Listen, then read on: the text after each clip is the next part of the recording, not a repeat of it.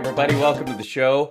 The Holy Grail is showing in the background. That's right.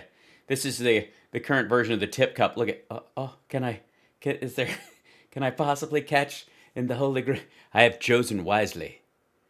This is so silly. I got this as I have so many random props from Sexy Liberal sketches that I never got a chance to do. Hello, Australia. Good to see you. Good on you. Hello. Good day.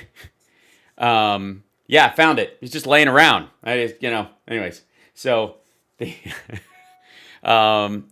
you, Francie. Thank you guys for the super chats today and the support and love on Facebook, especially. I'll set the Grail over here where you all stare at it with jealousy and try to, here, I'll move it. There you go. So it looks like you're filling it with your cheers and bits. I can't. It's not okay. This is just silly. Hi, everybody. Yes, my hair is extra fluffy today. I feel very good about it. It's getting proper life. Like I said, I did purchase Moose. And I did a new episode of the Double Neck Download podcast about hard rock music that my buddy Richard Hunter and I do.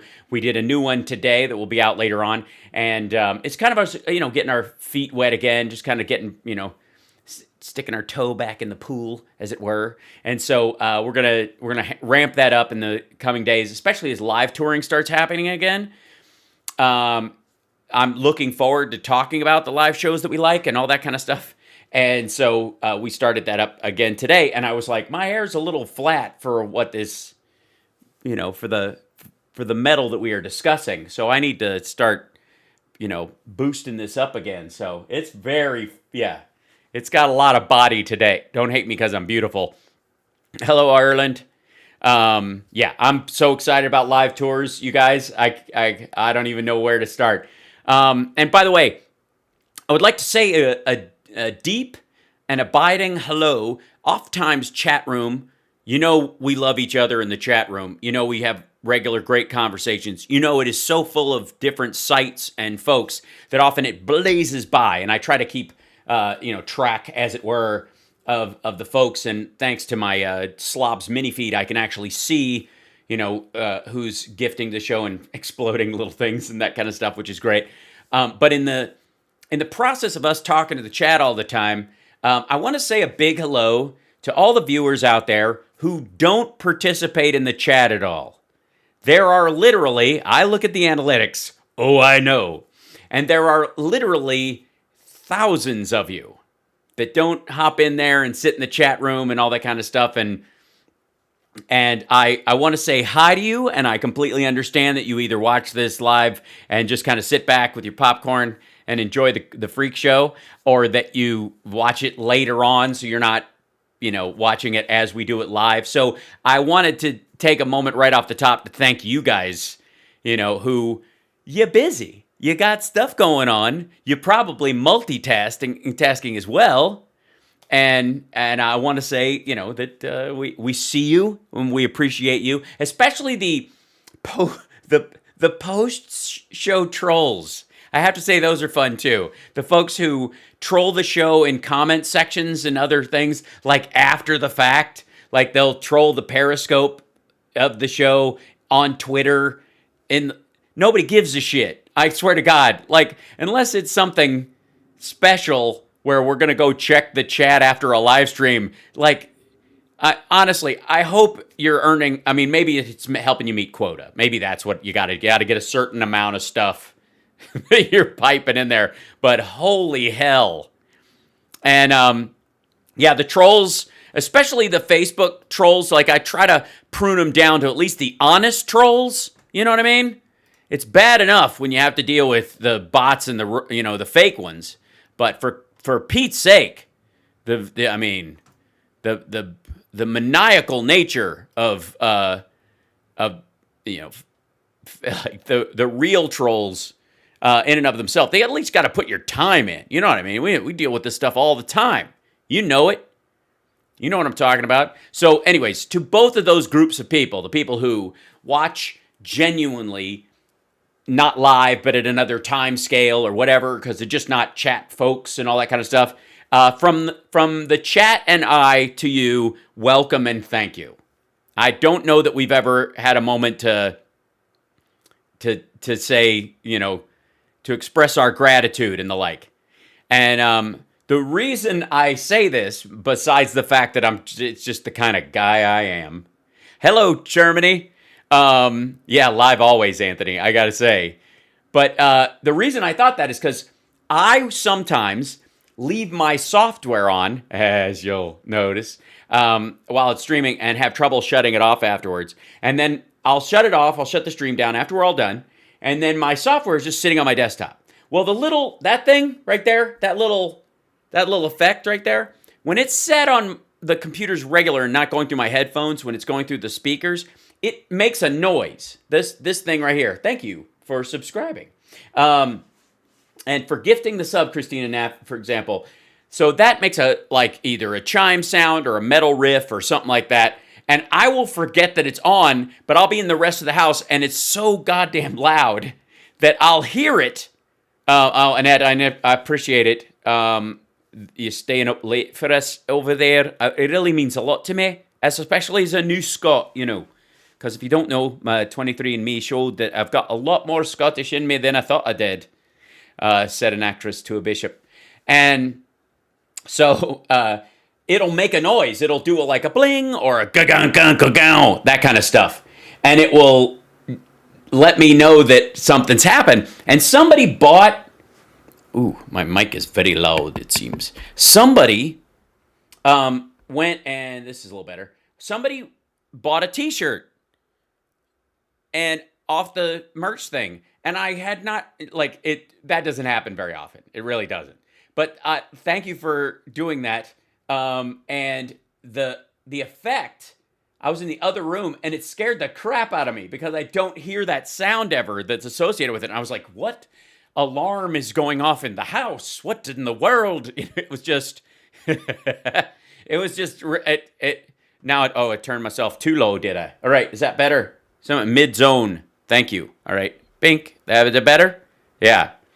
Yeah, totally a front door open. There's an intruder alert kind of a thing. And I was like, what in the world is the thing? Where's going on? So, okay, you guys are going to all right, it's staying right here. So now it's too loud. All right, simmer down. That's my voice. You need to add masks to the merch. That's a good point. I should. I think we have, in the Twitch merch, we have gaiters, because they don't make masks. But we have some Zoltan gaiters and stuff. Those are obviously not, you have to put those over your regular mask. When you're doubling up your masks, that's one of the best ways to do it. Wear an N95, pull a gaiter up over it. There you go. How's that? I know. All right. No, too loud now. All right, I'm starting right there. I'm gonna go right to this, and that's how it's gonna go. Yeah, I think part of it's just my own personal volume. Somebody just asked, did I get a super chat? And I don't see it in there, so it might take it a moment to show up in my feed. So thank you ahead of time. All right, so obviously, the thing people want to see right away, for those of you that are following on Twitch, on Twitter as well, is this little gem of a moment where Mike Pillow came on Newsmax again to basically foment a violent revolution and call for the heads of elected officials. Hold on one second. I need to turn this light up because it's just still too dark for my green screen. It's bugging me. So, they're available. That's lovely. I am very amped. I'm excited. There's a lot of stuff today. Now, yesterday I was talking about how we're going to start the show off with, a little special something. And you're going to need to give me another day to figure out how I want to organize this. Because, this blindsided me, this whole Newsmax thing we're going to see in a minute. And then this, honest to God, I was prepping and I started laughing reading this so hard I couldn't work. I was falling apart. There is so much. Jonathan Swan and Zachary Basu at Axios have this podcast that they're doing, and then they basically it's a series called Off the Rails, which is about the last month and a half or 2 months of the Trump presidency. And just oh, God, it's funny. Yeah, Jamie's, okay, you've read it. Okay. It's fucking bananas. I love it. I was trying to set up for the show, and I was like, oh, I should peruse this, because it just came up in my feed. And I'll show you. I was falling apart. So we got a lot to cover today. But let's jump in, because no. And by the way, someone just asked, is Mike Pillow a real name? Mike Pillow is what we call Mike Lindell, the guy who created My Pillow. His name is Mike Pillow. You don't need to know any more about Mike Pillow. Yes, Amy, we saw that yesterday. I mentioned it as well about Dustin Diamond dying, and that was a lot. Okay, please slow down and shout out the phone number. There is no phone number. Oh, you mean on Saturdays? I will, as a matter of fact, I will not only slow down when I say it, I will post it on the screen for the Saturday show. What do you think? That it will make it easier on everybody. It's also often put in the chat room. Can't Stop Lying will often, while we're doing the Saturday radio show, we'll post the number throughout the chat, so you'll be able to see it. Why am I mean? I've upset a troll already. And by the way, if you're going to say that I'm mean, your is spelled Y-O-U''re. I'm just saying, it's hard. It's just, okay. So check this out. So Mike Lindell, well, you'll see. Well, the censorship from social media, of course, continues. Twitter apparently now has permanently suspended the My Pillow company account, the company account, after its CEO, Mike Lindell, used the page, they say, to continue posting. They say he did. Not they say. Ask him. He did. This comes as Twitter permanently banned Lindell's personal account last week. Joining us now to discuss is the founder and CEO of My Pillow and the author of the book, What Are the Odds? Mike Lindell. Mike, thank you so much. Excuse me. That is not the title of the book, ma'am. The title of the book is What Are the Odds? From Crack Addict to CEO Mike Lindell. Don't leave off from crack addict to CEO. Because then people will go, why is this guy grinding his teeth during the interview? And then they'll go, oh, because the from part should be in quotes. So much for joining us, and welcome. So what happened? What happened with your Twitter account and the company page? Well, first mine was taken down because we have all the election fraud with these Dominion machines. We have 100% proof. And then when they took it down. By the way, they don't have 100% proof. They don't have close to 100% proof. They don't have close to 1% proof. I know exactly what stuff Mike Lindell has because it's the same shit Rudy is cycling about. Like, that's a lie right off the front. Now, understand, Newsmax has already had to air their apology to Dominion. They're already legally they've dodged a bullet, they think. About 3 weeks ago, and then I put it back up. My personal, it was a Mike. Thank you very much, Mike. You're talking about machines that you can't. We've already legal being what it is, Mike. This is you're gonna get us. We don't make that. We're basically a money laundering scheme for like a rich Texan. This is not a real network, Mike. And you have to. All right. We at Newsmax have not been able to verify any of those kinds of allegations. We just want to let people know that there's nothing substantive. That look at him, Mike. Shut up. Just because you know the president, it's their network. Let him finish. And then continue your crack rant. We've seen, and let me read you something there. While there were some clear evidence of some cases of vote fraud and election. Look how he won't even shut up. Look at this nuts. Irregularities. The election results in every state were certified, and Newsmax accepts the result. Not at all cracky. Now that, yeah.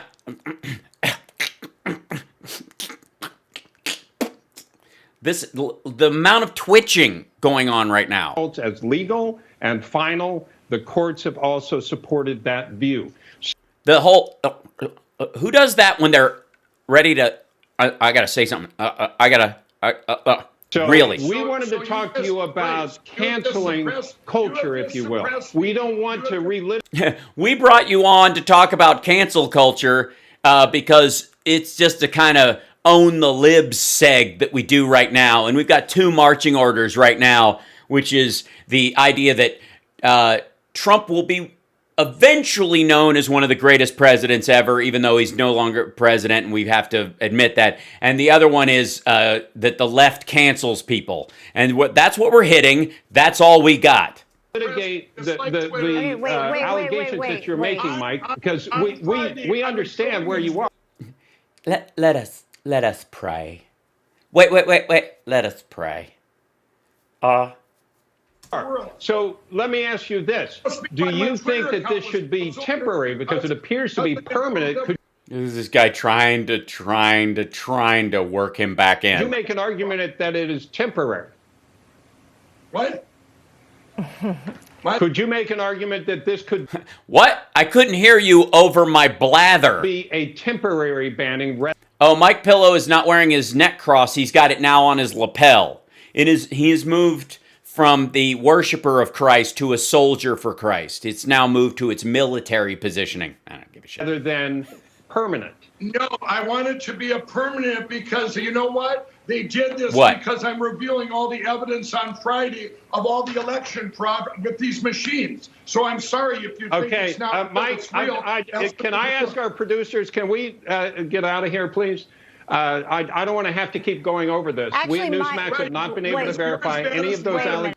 By the way, guys, Friday is the day where not only will you be able to go to the MyPillow website and get a 50% off half your first pillow in a pair of 3, but if you use the promo code CrackIsWhack, but you will also be able to see the giant wiki dump that he is going to take on the internet on Friday. Mike, hold on a second. Everybody hold on a second. Mike, hold on one second. Let's talk a little bit about just what is happening overall. Yeah, go to that shot. Did he just walk? I swear to God, it looks like he walked over. Wait, hold on. It looks like he walked over and on his way out hit the 2-shot button. Let's talk a little bit about where's that button? Where is it? There it is. Overall, just got rid of it. Of censorship. Trying to cancel out my company and myself. In this country, it's cancel culture. They're trying to cancel me out. And you ask the question, why did they cancel that? No, we know why they're canceling you, because you were part of fomenting a riot that got people killed. And no one is quite sure why the shit they should even be listening to you in the first place. You know what I mean? Like, I get all the, shut up and make jokes, shut up and act, shut up and sing stuff that every other multi-hyphenate gets.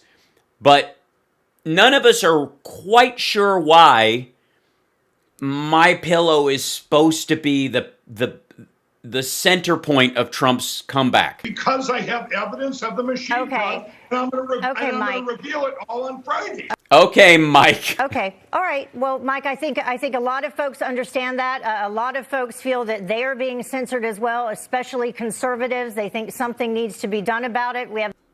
Yeah, they're not being, no conservatives are being censored. There's shit tons of conservatives still on, like Ben Shapiro still has an account. All these assholes still have accounts. They're just the ones that foment violence or post Russian disinfo, actual files bought by Rudy Giuliani and brought back from Ukraine. The New York Times saying now that the Biden administration should have a czar, a reality czar. So we're definitely headed down a dangerous road. Sorry, who said that? Something needs to be done about it. We have the New York Times saying now that the Biden administration should have a czar, a reality czar. So we're definitely headed down a dangerous road. Mike, we really appreciate you joining us. we have a reality czar. It's called the CDC. Yes, we know that lots of folks support you all across this country. Thank you. We appreciate it. We have to wrap it up, though, okay? Yeah. Oh, that's rough. Just look at this. He thinks he's going to get one last... across this country. Bye-bye. Thank you. Bye-bye. We appreciate it. We have to wrap it up, though, okay? Oh, shit. Dude, just head over to OAN. You pay for the joint. They have to leave you on. Right? No, Lindell has not been served yet, that I know of. We may have to, it's an ever-changing news story, so there's a possibility. Okay, I need to jump into this before we get into the other videos that I have up, because holy God, this is hilarious. This is, he just got cancel cultured in real time he literally got cancel cultured by Newsmax. Seriously, they had to, and it isn't, and this is just to prove that it isn't cancel culture. Can we just be abundantly clear that this is not, that what they're doing isn't cancel culture, or what's happening on Twitter isn't cancel culture. This dude is getting kicked to the curb because he's yelling fire in a crowded theater and doesn't care who gets trampled. This guy is one of their editors at large, Bob Sellers, and he has to leave because if he sits there long enough, he'll be culpable in what this jerk-off says. Oh, thanks, Donna. Yay, she bought a shirt. Look at that. So this guy's got to go. Otherwise, he's going to be named in the lawsuit. Newsmax is such a small organization that they could all get clipped in this stuff because the organization already made their, nah, it was a real election. We admit it. We don't have anything on Dominion. We've been saying all this crap. Even though they buried it late at night, they still did it. And then she's just, paid to keep this kind of rolling in one direction. But this is the fact that he permanently loses his Twitter account, and we've all got to hear about it forever. Indeed, I did, Amy. Thank you so much. Although I may be one behind on the one that you sold, just so you know. Thank you. So anyways, this part, bonus episode, inside the craziest meeting of the Trump presidency. Now, I would say citation needed. I'm sure there were crazier meetings. I really do believe that, especially in the beginning and as people were fired, like when Flynn was fired the first time and the stuff that was going on in that. Okay, so 4 conspiracy theorists marched into the Oval Office. It was early evening on Friday, December 18th, more than a month after the election had been declared for Joe Biden and 4 days after the Electoral College met in every state to make it official. How the hell did Sidney get in the building? White House senior advisor Eric Hirschman grumbled from the outer Oval Office as Sidney Powell and her entourage strutted by to visit the president. Trump's private schedule hadn't included appointments for Powell or the others. Former National Security Advisor Mike Flynn, Overstock CEO Patrick Byrne, who of course had an affair with Maria Butina, the Russian spy. Oh, look at that. Thank you, Colleen, for becoming a patron. Patreon.com/HouseBarks. Thank you for reminding everybody. And thank you for making a splash in the tip cup, in the tip jar. Bless you. Overstock Patrick Byrne and little-known former Trump administration official Emily Newman, but they'd come to convince Trump that he had the power to take extreme measures to keep fighting. As Powell, by the way, let's see. Yeah, so it was... I will say about this group that marched in there, it was at least on gender parity.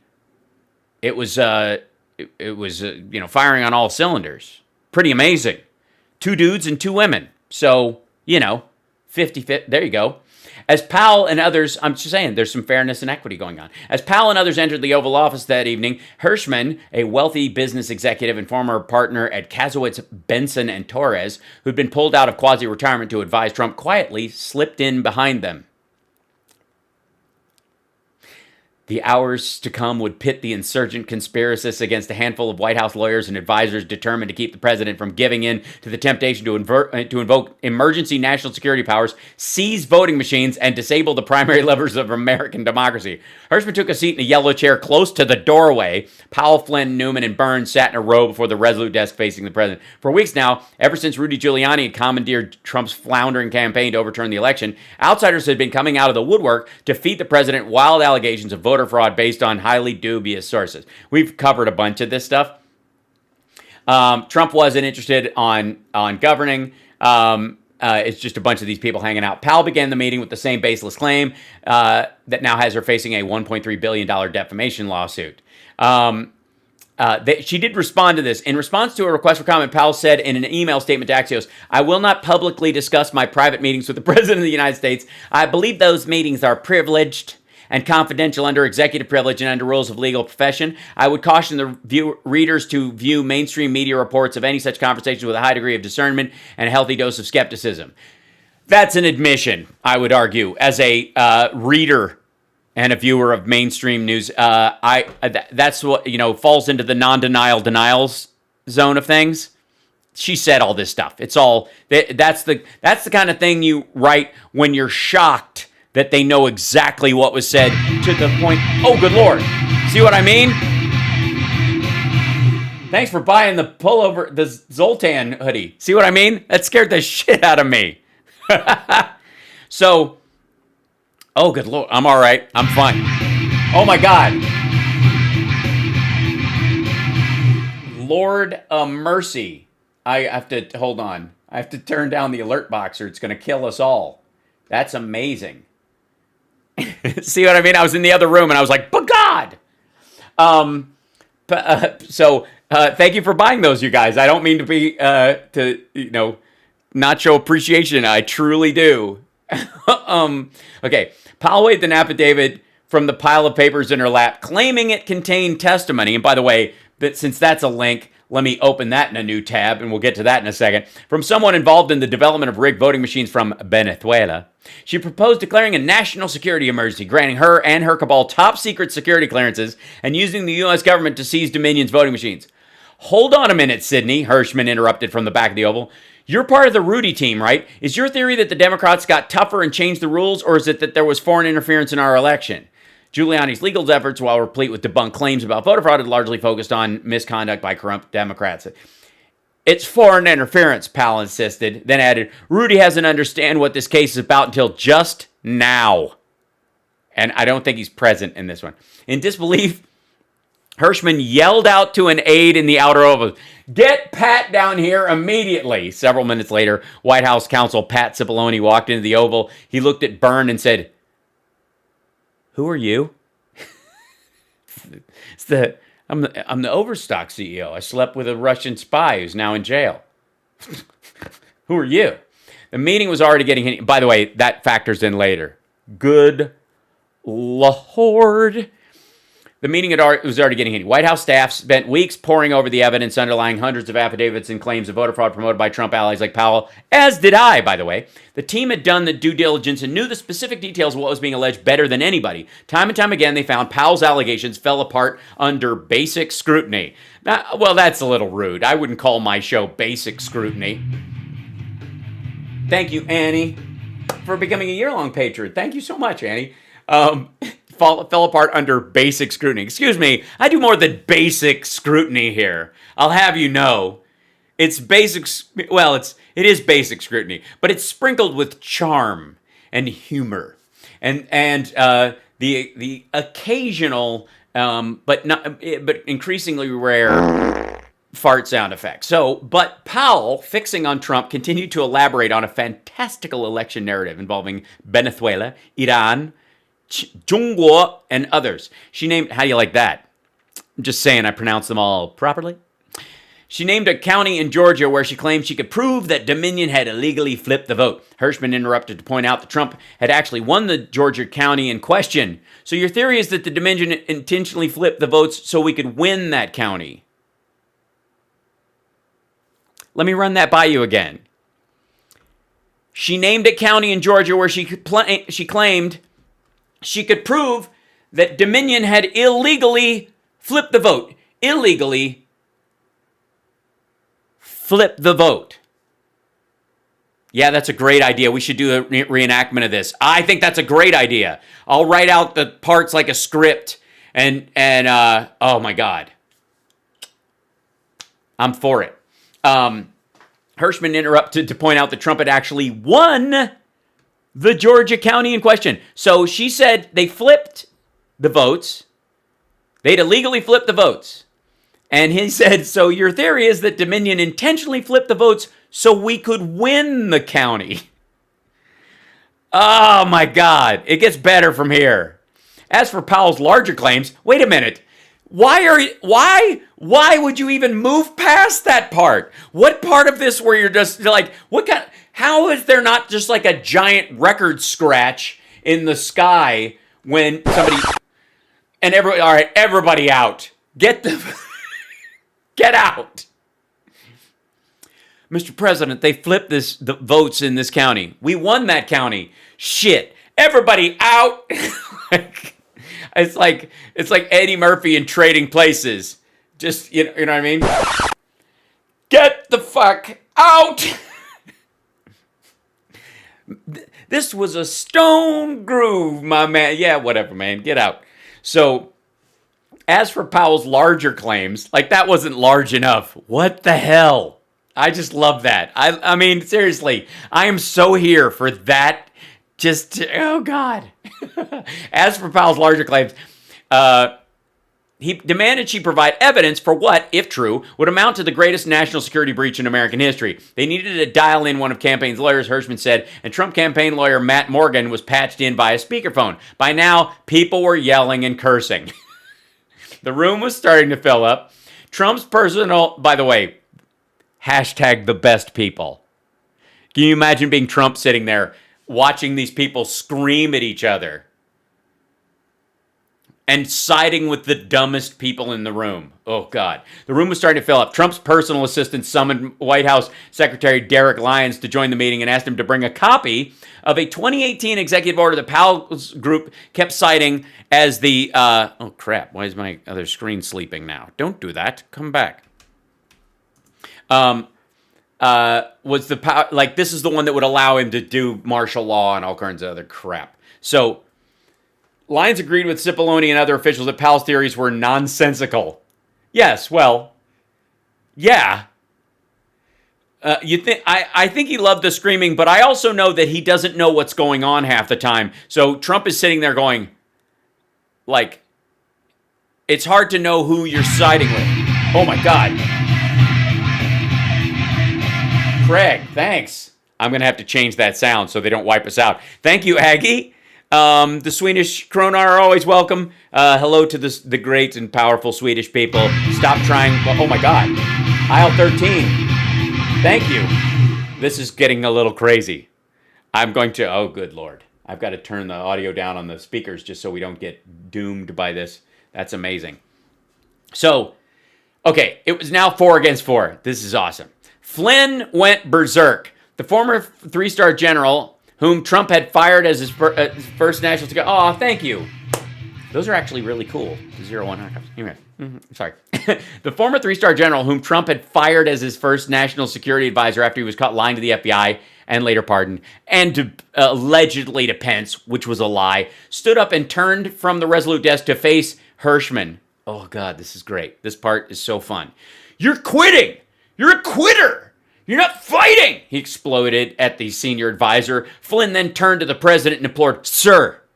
So first, by the way, confirmation of a sir story in history. We've got a real sir. Sir, that thing? Yeah, it's like, it's a Black Friday sale. Absolutely. Sir. We need fighters. Hirschman ignored Flynn at first and continued to probe Powell's pitch with questions about the underlying evidence. All you do is promise but never deliver. He's starting to quote Alex Jones now. He said to her sharply, Flynn was ranting, seemingly infuriated about anyone challenging Powell, who had represented him in his recent legal battles. Finally, Hirschman had enough. Why the fuck do you keep standing up and screaming at me? He shot back at Flynn. If you want to come over here, come over here. If not, sit your ass down. This is my favorite. Flynn sat back down. Oh, thank you, Anonymous. These are pretty sweet, I gotta say. I designed that one myself. I did that drawing. I know it's not a lot, but it's a little. Oh,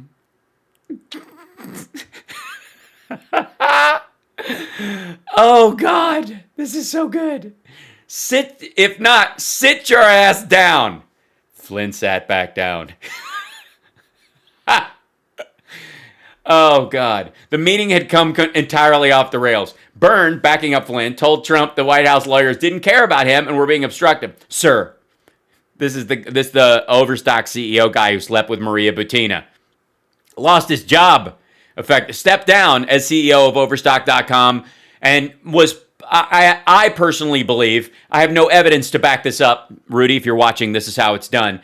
I have no evidence to back this up, but it is my feeling that he was one of the people in the Q world that was attacking Wayfair as being part of the child pedophile ring kind of thing like that. That because Overstock was his company, Wayfair's a direct competitor, so he used the QAnon accounts and that stuff to feed Wayfair, fake news into the feed. Sir, we're both entrepreneurs. Get the what? And we both built businesses. No, he didn't. He's not an entrepreneur. He owns the company his dad started. Entrepreneurs. The former Overstock said, we know that there are times you have to be creative and take different steps. Different steps. Normally you would do democracy. But right now, not democracy is the different step. This was a remarkable level of personal familiarity, given it was the first time Byrne had met. Oh, thank you, John. You guys, you're going to make me blush. And I'm already tan enough right now. Byrne kept attacking senior White House official. Kept attacking the senior White House staff in front of Trump. They've already abandoned you, he told the president aggressively. Periodically during the meeting, Flynn or Byrne challenged Trump's top staff, portraying them as disloyal. So do you think the president won or not? Not. Turn up the speaker audio. You like it? Okay. If I turn the speaker audio up, people will buy more things. Is that what you're thinking? Is that the marketing ploy? I love it. Yeah. Mike Pillow's not in on this. He wasn't even invited. You got to understand about Mike Pillow. He's like fifth string. Thanks, Anonymous. Well, right on. Look, and a Zoltan mug. Good one. I have one of those. They're sweet. This is so weird. I feel like Rachel hawking her book. So, at one point, with Flynn shouting, Byrne raised his hand to talk. He stood up and turned around to face Hirschman. You're a quitter, he said. You've been interfering with everything. You've been cutting us off. Do you even know who the fuck I am, you idiot? Hirschman snapped back. Yeah, you're Patrick Cipollone. Byrne said. Wrong, you idiot. Oh, God. You're Patrick Cipollone.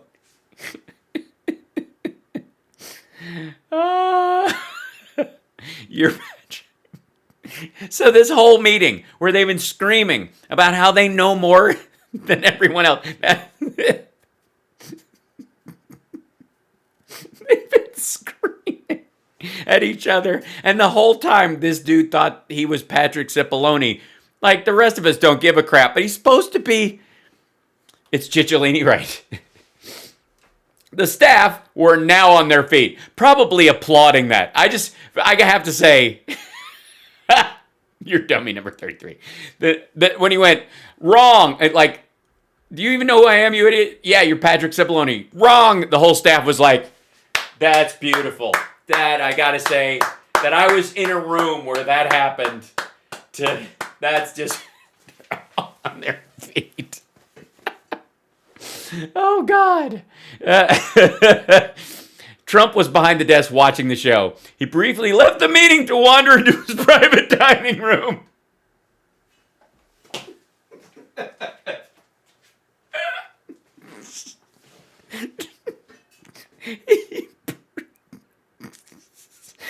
Can you just imagine? In the middle of these assholes fighting over him. Yeah. No, he would never leave to fart. He would just fart and then leave. Like he'd fart through a cracked door and shut it behind him. I can't. Do you think they even noticed he was gone? The usually mild-mannered Lyons blasted the Powell said, "You've brought 60 cases, and you've lost every case you've had." Oh, God. Trump came back into the Oval Office from the dining room to join the meeting. No word on if he had a Diet Coke and a fish delight. Lyons pointed out they had to bring him back up to speed. Pointed out to Powell that their incompetence went beyond their lawsuits being thrown out for standing. You somehow managed to misspell the word district three different ways in your lawsuits, he said pointedly. Oh, God. Which, I mean...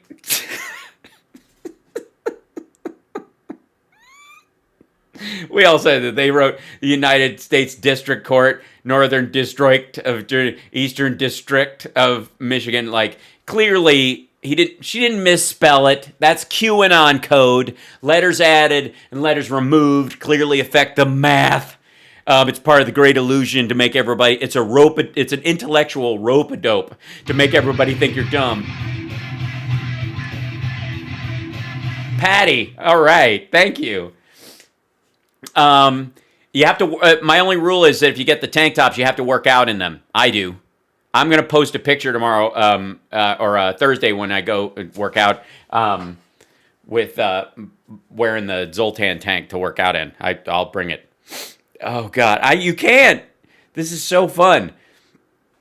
These are sloppy spelling errors, but given that these lawsuits aim to overturn a presidential election, the court nomenclature should have been pristine. You think? Powell, Flynn, and Byrne began attacking Lyons as they renewed their argument to Trump. There they go again. They want to focus on the insignificant details instead of fighting for you. The insignificant details of the Kraken. That was the Kraken, for Christ's sake. So, you can't find the sweat shit? What, Laura? Please tell me you meant shirt. There's two ways to order the shirt. It's pinned in the chat on YouTube, or you can go to Twitch to the stream there. Can't Stop Lying. If you could put the Twitch merch link up, that would be awesome. The Kraken is lacking. Trump replied, no, he's right. That was very embarrassing. That shouldn't have happened. This is all about, like, again, what have I told you? You cannot shame Trump. You can only embarrass him. And if you embarrass him, that's when it gets bad. I mean, he literally was ready to drop their whole argument because they misspelled district 3 times, and he was. What am I reading? I'm reading the Axios article entitled.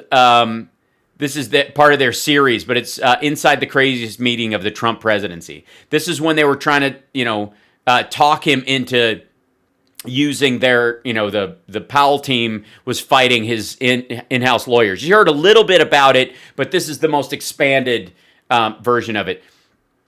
The Powell team needed to regroup. I just have this picture of them just bloodied and stuff like, fuck this. He got me in the ribs with those 3 misspellings of district. I think I'm bleeding out. They shifted to a new grievance. Gee, when do they do that? To turn the conversation away from their embarrassing errors. Powell insisting that they hadn't lost the 60-odd court cases, since the cases were mostly dismissed for lack of standing, and they had never had the chance to present their evidence. Well, guess what? You lose a case if it's dismissed for standing, because it is your responsibility as the filing attorney to prove you have standing to file the fucking case. Jesus, this is dumb. If you lose for standing, you lose for one of the most basic reasons. If you lose a civil case because you couldn't explain why you have the right to bring a civil case, that is the worst part of being a lawyer. Thank you, Francie. You know what I mean? Like, so this was their fallback. Every judge is corrupt, she claimed. We can't rely on them. The White House lawyers couldn't believe what they were hearing. That's your argument? Even the judges we appointed? Are you out of your fucking mind? May I? If I was sitting there, I would have gone, ahem. Mark me down for, yes. Powell had more to say. Really? How odd. She and Flynn began trashing the FBI as well, and the Justice Department under Attorney General Bill Barr, telling Trump that neither could be trusted. Both institutions, they said, were corrupt, and Trump needed to fire the leadership and get in new people he could trust. Cipollone, standing his ground amidst this mishmash of conspiracy theories, said they were totally wrong. He aggressively defended the DOJ and the FBI, saying they had looked into every major claim of fraud that had been reported. Flynn and Powell had long nursed their antipathy to the FBI and justice. Flynn had pleaded guilty in 2017 to lying to the FBI but withdrew after hiring Powell as attorney in June 2019, largely because that was Trump communicating through Powell that he was gonna pardon him. The two alleged the FBI had entrapped. That's amazing, Jenny. Thank you so much. I'm overwhelmed today. I really am by the number. This is new. This is a new experience. Oh, good Lord. Thanks, Al. That's a good name for something. Right on. Well, pics of you using and wearing would be lovely if you guys want to post that to my Twitter account. That's really nice. Hirschman, known inside the White House as a defender of Barr and the DOJ, went off on Flynn again. Listen, the same people that you're trashing, if they didn't produce the Brady material to Sydney, your ass would be in jail. It is T-shirt Tuesday. That's a great idea, Mark. Brilliant. We'll do that from now on. Maybe that's the thing. Oh, God. Wrong, you idiot. Wrong. It was no longer technically true that Flynn would be in jail as he had received a post-election pardon from Trump. Well, he would have been in jail, or would still be in jail. But this is where they thought they could get him out. So yes, it would. It was technically true because under his assumption, Hirschman working in the White House with Trump, they wouldn't have been able, if they hadn't produced the Brady material for Sydney for him, then they wouldn't have had a reason to get him out. Their whole reasoning, it would have been more politically dangerous in theory. But Flynn was furious. "Don't mention my case," he roared. Hirschman responded, "Where do you think Sydney got this information? Where do you think it came from? From the exact people in the Department of Justice that you're now saying are corrupt." So basically, one of the things that we're finding out in this little thing is that Trump and the DOJ helped get Mike Flynn out by slipping them information. In the midst of all this craziness and this friggin' Muppet Show BS that they were doing, just screaming and flipping out at each other, we find out in this that Trump's DOJ was slipping his attorney other information so that they could push back against stuff and to help, which, by the way, didn't ultimately help because they had to pardon him. He was found guilty. Byrne, wearing jeans, a hoodie, and a neck gaiter, piped up with his own conspiracy. Yeah, what was that? I'm sorry, Antifa in the back. I know how this works. I bribed Hillary. Oh my God, RBA girl. That's amazing. Yeah, that might be a first. The first Zoltan hat. That's sweet. I think they're embossed. It's nice. Sorry, I'm just gonna Oh my God, you guys, Felicia, thank you. Way to represent with the logo. Byrne, wearing jeans, a hoodie, and a neck gaiter, piped up with his own conspiracy. "I know how this worked. I bribed Hillary Clinton $18 million on behalf of the FBI for a sting operation." Oh, Francie, there you go. That's the gaiter I'm talking about. Listen to this. Hirschman stared at the eccentric millionaire. "What the hell are you talking about? Why would you say something like this?" Something like that. Byrne brought up the bizarre Clinton bribery claim several more times during the meeting, to the astonishment of the White House lawyers. This isn't... this is ludicrous. All of this. That's just, insanity. And he's lying in front of the president and to everybody else. That didn't happen. That did not happen. He did not bribe Hillary Clinton $18 million on behalf of the FBI for a sting operation. And if he did, it was an attempt and she didn't take it because she was never charged in an $18 million sting. What the hell? Hirschman, what the hell are you talking about? Why would you say something like that? He sounds hurt. Oh, thank you, Grant. I'm gonna have to write my own metal stings from now on just to vary them up.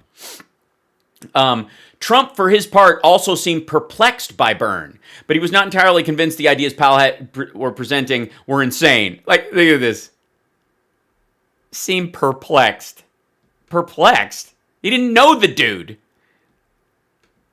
But he was not entirely convinced the ideas Powell was presenting were insane. He asked, "You guys are offering me nothing. These guys are at least offering me a chance. They're saying they have the evidence. Why not try this?" The president seemed to truly believe the election was stolen, and his overriding sentiment was, "Let's give it a shot." By the way, for the record, where is it? That's me. Nope, that's the wrong one. Is this the one? Nope. Crap, it won't come up. Hold on. This whole thing, he's using that argument now. His lawyers are going to argue that the election was stolen. That is their primary. Like, he found two lawyers who are willing to go in there and argue that that's his belief. That is his sincere belief.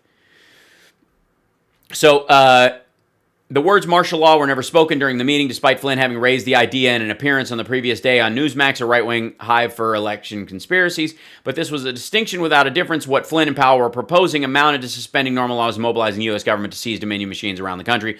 Powell was arguing that they couldn't get a judge to enforce any subpoena to hand over the voting machines because all the judges were corrupt. She and her group repeatedly referred to the National Emergencies Act and a Trump executive order from 2018. So, let's take a look at, let's see. This is the, no, ABC, you don't get to, signed a broad executive order that would pave the way for the administration to impose sanctions on foreign actors that attempted to meddle in the U.S. elections, whether it be an entity, individual, or Pauline, thank you, Pauline, by the 01 cup. There we go. I'm just going to do lyrics for each one.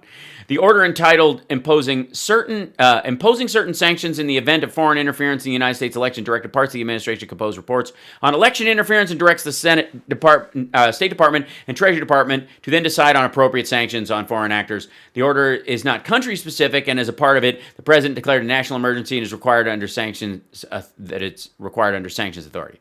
John Bolton told reporters that the executive order will not apply not only to campaign infrastructure interference, but also propaganda and misinformation.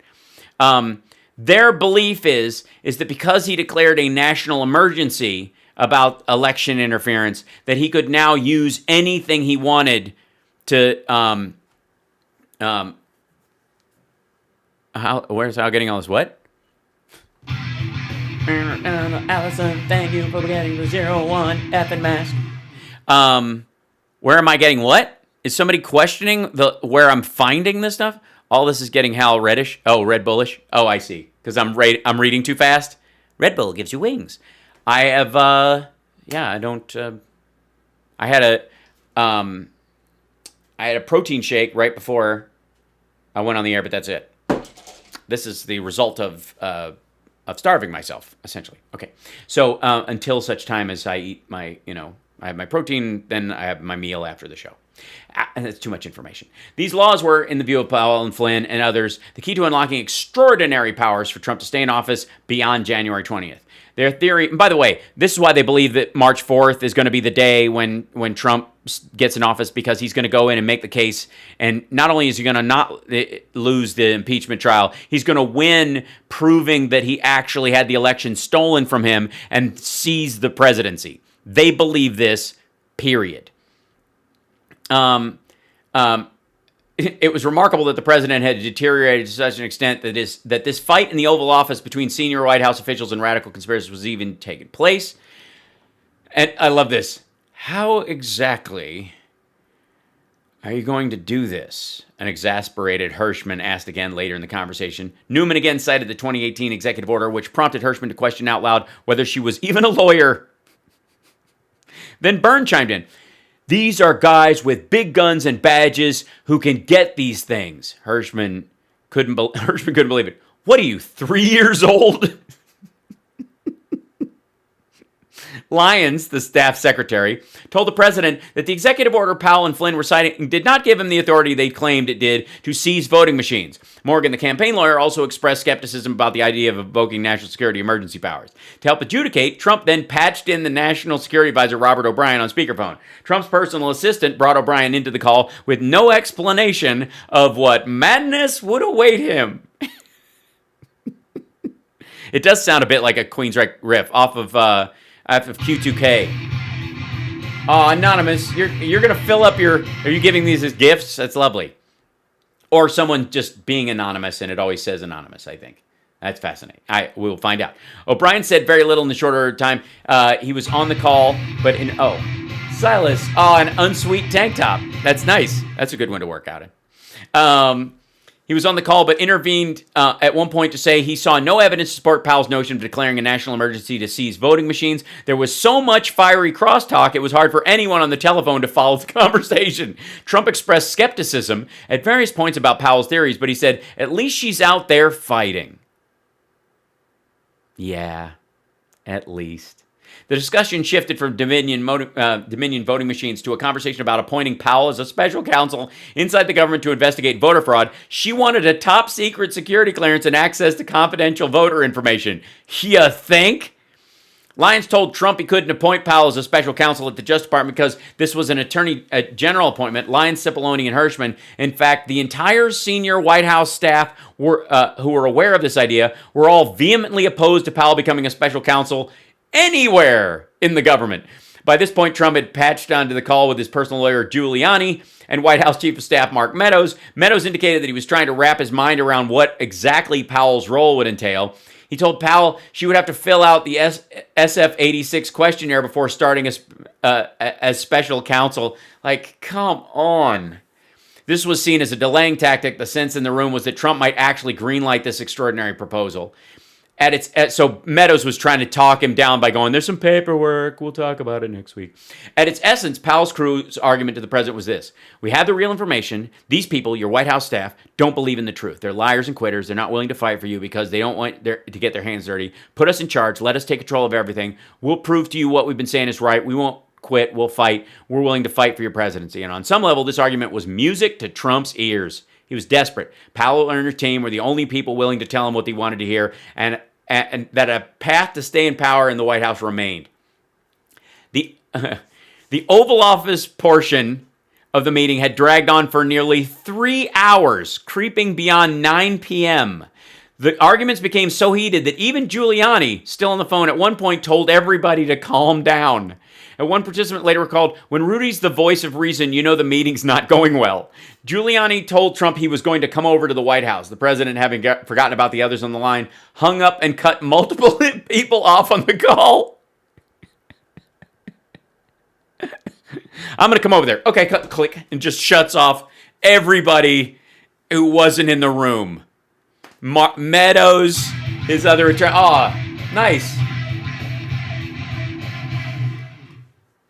That's Celere Veris, which is the oath on there is actually my family crest's oath. So cool. Trump sat behind Powell in armchairs facing the door, separated by a round wood antique table. Now we're settling in. Giuliani sat in. This is afterwards. They followed up. Let's see. Hirschman, Cipollone, Lyons left the Oval Office, but soon discovered that Powell entourage, had made their way to the president's residence. They followed him upstairs to the yellow Oval Room, Trump's living room, where they were joined by Giuliani and Meadows. Oh, God, this is just going to get worse. My God. Trump sat beside Powell in armchairs facing the door. Separated by a wooden antique table, Giuliani sat in an armchair to the right of them, while Byrne and Meadows sat on a couch. Byrne wolfed down pigs in a blanket and little meatballs on toothpicks that the staff had set on the coffee table. Hirschman was primed to brawl and ready to dump on Powell. It had been a long day. Rudy, he said, turning to Giuliani, Sidney was just in the Oval Office telling the president, you don't know what the fuck you're doing. Right, Sidney? Why don't you tell Rudy to his face? Eric, really, it's not appropriate. Trump replied curtly. What's not appropriate? Hirschman shot back, turning to Powell. He said, why don't you repeat to Rudy what you just told the president in the Oval Office, that he has no idea about the case and that he only just began to understand it a few hours ago. 3 days later, Giuliani would publicly distance himself from Powell, telling Newsmax that Powell did not represent the president and that whatever she's talking about, it's her own opinions. It did not take long for the yelling to start again. They were now in hour 4. Billy! Much love to you, brother. Big hug. Now it was Meadows' turn, blasting Flynn for trashing him and accusing him of being a quitter. Don't you dare challenge me about whether or not I'm supportive of the president and working hard, Meadows shouted, reminding Flynn that he defended him during his legal troubles. Trump and Cipollone, who frequently butted heads, went at it too over whether the administration had the authority to do what Powell was proposing. This is fucking crazy. Oh, Benny Loco. Nice. I didn't even know there was a lime green mug. That's amazing. I guess you can change the colors yourself? That's cool. Powell at one point turned to Lyons and demanded, why are you speaking? Are you still employed here? The staff secretary, who had already resigned, laughed and joked, well, I guess I'm here until midnight. It was after midnight by the time the White House officials finally said their piece. They left that night fully prepared for the mad possibility Trump might still name Sidney Powell special counsel. You have our advice, they told the president before walking out. You decide who to listen to. Damn. Where are the mugs? The mugs are on the Teespring on YouTube, I think. On the YouTube store, on the Teespring store. In the Hal Sparks, what you call it? The bazaar. Yeah. Good Lord. I mean, do we even have to dive into any of this stuff? Because, I mean, first of all, this is a fabulous outfit. I didn't know they made a Rorschach from the Watchmen dress. Apparently it changes shape, you know. Mr. Corrupt Judge, I'm not trapped in here with you. You're trapped in here with me. And we're going to win like Flynn. Yeah, holy God. So, all right. This, by the way, is one of Trump's impeachment lawyers. He lost the first 5. You need it, says Hal Sparks for president, seriously. I think on your recommendation, Sue, I will make one. It seemed a bit egotistical for me to make one, but I'll make a traditional, like presidential logo one, maybe, and then, you know, like leave a blank space where you can fill in the year. This is, oh, they definitely do, Brenda. So this is one of his attorneys. This is, in case you're having a hard time telling them apart, he's only got 2 right now. And they both, I posted their garbage response today on Twitter. They you know, their legal briefing, they were responsible for filing. It's stupid. But in case you can't tell them apart, this isn't the one, this is the one who refused to charge Bill Cosby. He was a prosecutor in Pennsylvania. And that's this guy. So, this is him on Fox News. His first appearance, I think, as Trump's impeachment lawyer. Oopity-doo. What about the other violent rhetoric from Maxine Waters? What about Joe Biden going to take the President Trump behind the gym and beat the... Well, that's a good one. That one and Clinton for SCOTUS were ones I made those in the same week just to mess with people. This in Prison 45 is a great one. The Maxine Waters thing about getting people faced, we've dealt with that before. The Biden thing is that if I was back in school, I'd have taken him behind it. So lest there be a time machine, not a possibility, right? Both, you know, even, you know, Biden has talked about his Irish temper, and he starts, well, I probably shouldn't. And his wife is now very good at going, simmer, that kind of stuff. Nice, audio girl. That's amazing. It's total whataboutism. But there's a huge difference between, you know, if I ever see that person again, I can't say what I might do. personally, and I know a lot of people who feel that way. Those kind of, things, which is not a call to violence. It is a recognition of your own violent impulse, and you're verbalizing it. And could someone take it as an excuse to do something? Absolutely, which is why politicians should never do it, and why Nice. Amy, thanks very much. It's a good mug. It is good. What they're making the case, there's a huge difference between that and Trump standing on the... you guys, that's sweet. Hold on one second. I think I have to put it over here. Does that what? Yeah. So they keep making this case that all things are equal. Trump was standing on a stage. The Capitol was right there, and he said, "We're going to walk down, and I'm going to be there with you."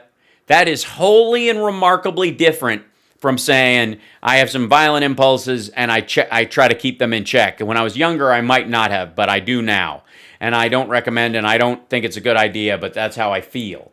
And saying, "We're going to go down there, and we're going to do this." Yeah. The hell out of him. He seems so tough out there. I got to get my elbows ready in case, these liberals come after us. Anyway, here with more is President Trump. I'm sorry. You have to get your elbows ready? Sean? Is that a reference to... Oh, nice.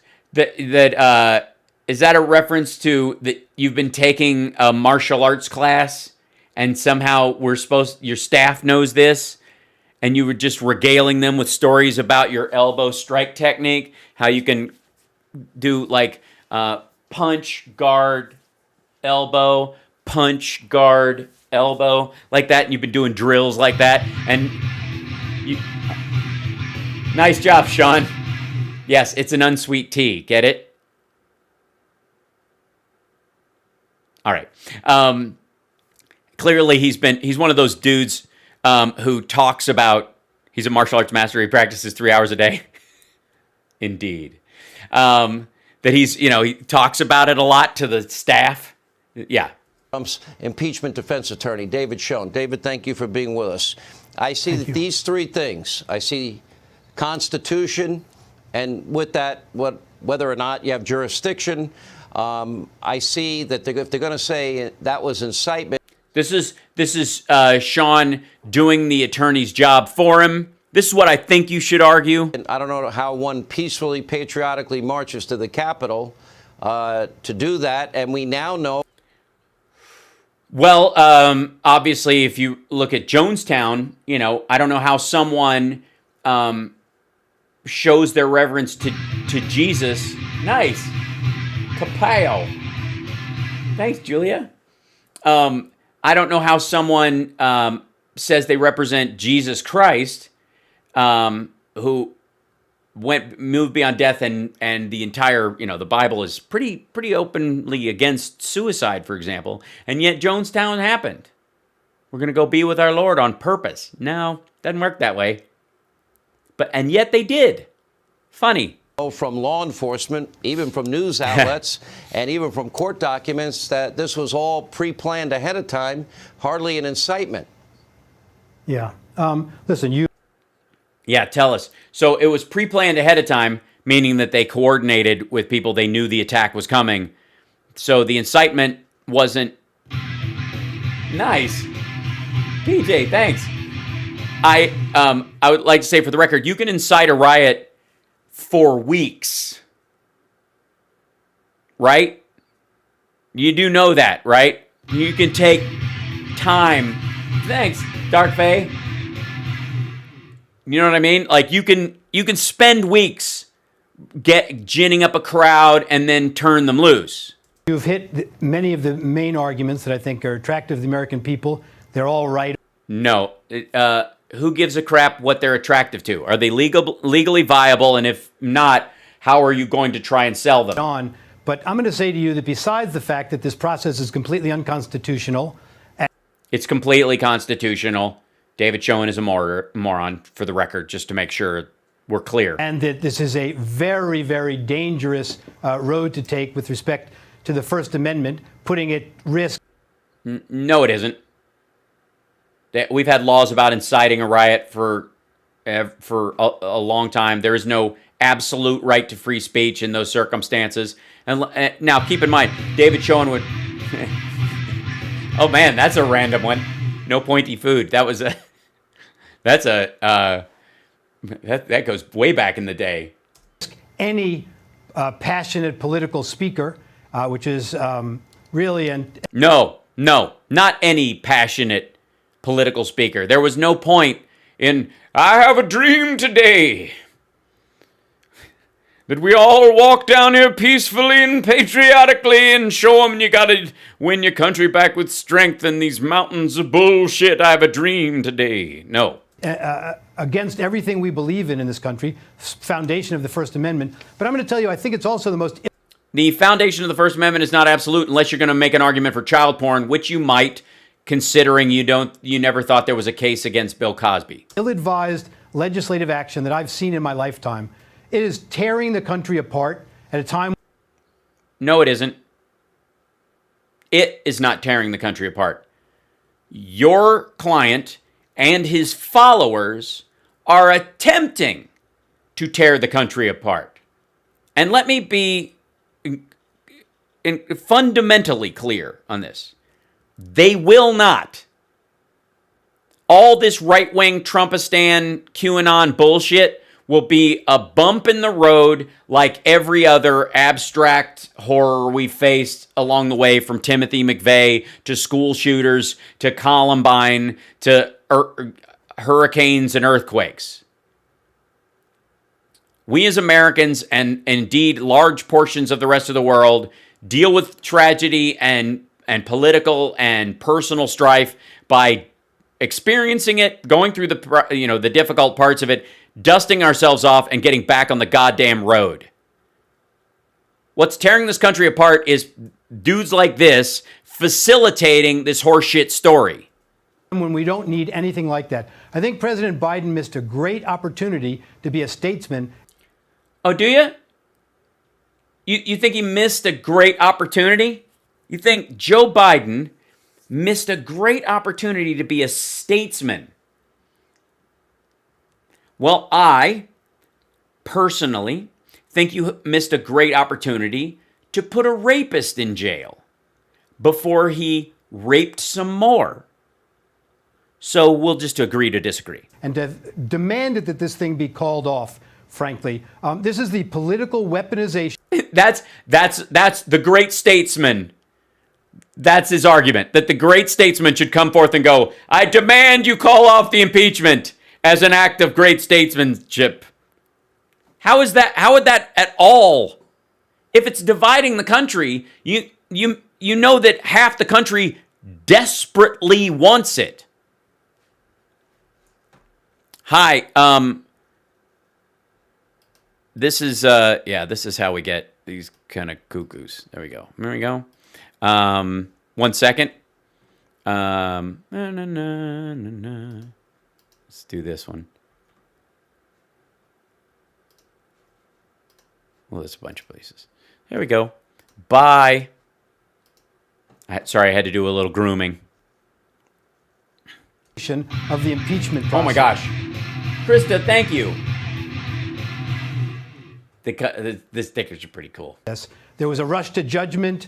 Listen, when President Trump became president, the day he was elected, there were calls for his impeachment already. This is the weapon.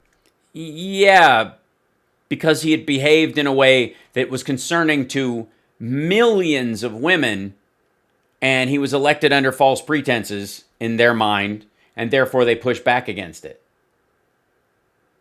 Did it go through? Nice. Wow, wow, wow, wow. Thanks, RVA girl. The same thing happened with Obama.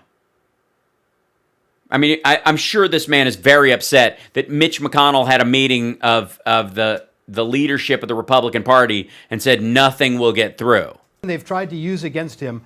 But now we know also that the agenda, Ms. Pelosi.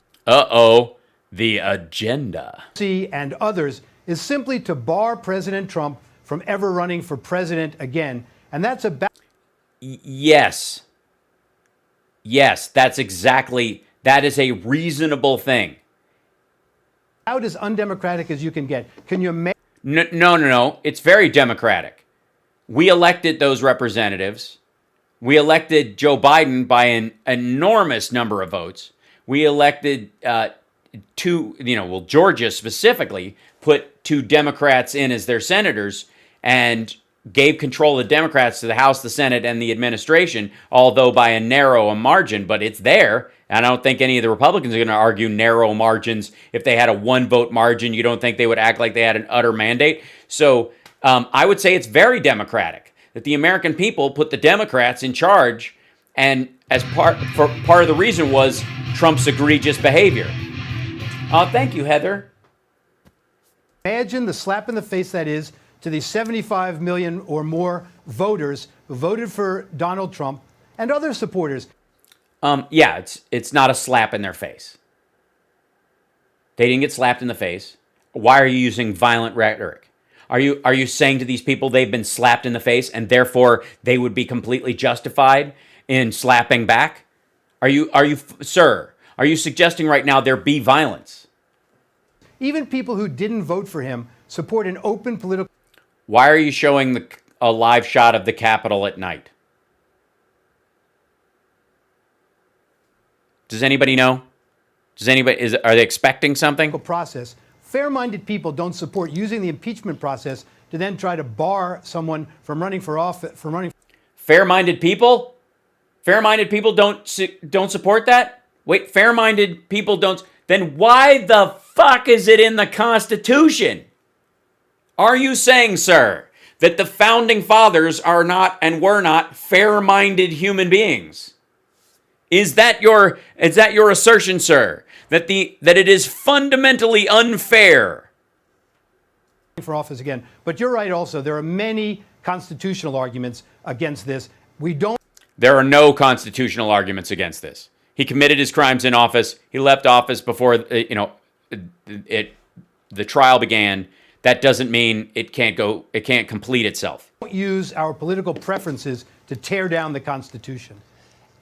Yeah, that's not what's happening. But nice, cartoon argument. After you make the constitutional arguments, and I know there aren't any, but that's never stopped you before. Will you play a Cosby record in the middle of the courtroom and have a circle jerk with your fellow attorneys? Because basically it's the same quality of legal argument. I've known you for many years. You've been in this business for a long time. After you point out that what law... Why? Sean, why do you know this dude? There's lots of lawyers in the country. Why are you friends with the dude who let Cosby walk? Do you only hang out with lawyers that have protected sexual predators? We know you were client number 3 of Michael Cohen's. Enforcement and court documents say that it was pre-planned, so it wasn't a spontaneous, it was something that had been planned ahead of time. What? Oh, nice, Anonymous. Thank you. By the way, doesn't have to be spontaneous incitement. If I put out flyers that were for Stop the Bank, and I say, everybody, we're going to meet next Wednesday at the Stop the Bank rally, and we're going to show them that they can't do this to us, that they stole from us, and we're not going to let that happen anymore. We can't let that happen anymore, or we're not going to have homes. So I need everybody to show up, and it's going to be wild. And all these people do is cheat every time. The bank always cheats. So we're all going to meet at 3rd and Main, and we're going to stop the bank. It's for the big Stop the Bank rally, and you guys are all going to come down there. And then on the day of, and I've got my people who represent me all over the news going, the bank is, they're involved in child trafficking. They're involved in the cabal that drinks baby blood. The banking software they used was made in Venezuela. It was meant to steal money. They designed it to steal your money. And I'm like, we got to get out there. You're never going to be able to take back your money with weakness. You got to do it with strength. And we're going to walk in there peacefully, and we're going to stop the bank. You think and let's say, I kept saying that. And then, why is the guy tilting? I think he's squeezing out one all over Sean. I think that's why he's leaning to the side. He's clearly, just dusting. He's crop dusting Sean. Do you think I wouldn't be in trouble for inciting whatever happened at the bank on that day? Time couldn't have been incited by anybody. It was incited by multiple people for the benefit of the president, and he played along, and he had communications with those people. They're going to show that. You better be prepared. If the Democrats want to go down this road of witnesses, and I hope they do, because I think the next logical step, I think we've got to apply the same standard to Schumer, Joe Biden. Kamala Harris made her remarks. You better beware. You better take note. They're not going to stop. They won't stop. This is after they burned down the Minneapolis police station, and she was out about that time raising money for bail for people arrested. I think we should apply. Yeah, people who were arrested for peacefully protesting that were scooped up in the violence and were not violent themselves. The same standards to Maxine Waters, Nancy Pelosi, Chuck Schumer, Joe Biden, Kamala Harris, and yeah, but there wasn't a direct relation to their actions and what happened. It didn't happen the same day in the same theater of war. Let the American people compare the words of all of them with the president saying you'll peacefully. This guy's sitting there as an attorney going, I can't introduce other people's speech as an example if I'm making a free speech argument. Doesn't mean he won't. March to the Capitol so your voices can get heard. And I think you're right.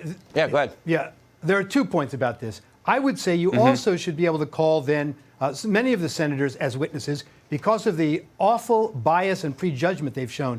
Can you imagine any American citizen considering it to be a trial in which the judge and jury has already announced publicly that the defendant must be convicted in this case? And in fact, it's not a criminal trial. That's what's the difference. This is a political act. It's not a criminal trial. Like, that's dumb. That's the problem with getting criminal defense attorneys. This has nothing to do with that. There is no judge in this situation. They have somebody who oversees the proceedings. Everybody votes. That's not a jury of your peers. You're the president. You have no peers.